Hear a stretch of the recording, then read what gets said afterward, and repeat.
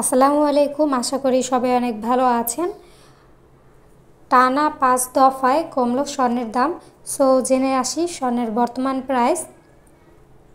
ভালো মানের বা 22 ক্যারেট প্রতি ভরি 1,12,616 টাকা করা হয়েছে এবং 21 ক্যারেট প্রতি ভরি 1,07,495 টাকা করা হয়েছে এবং 18 ক্যারেট প্রতি ভরি 92,146 টাকা করা হয়েছে এবং সনাতন পদ্ধতির প্রতি ভরি 76,632 টাকা করা হয়েছে।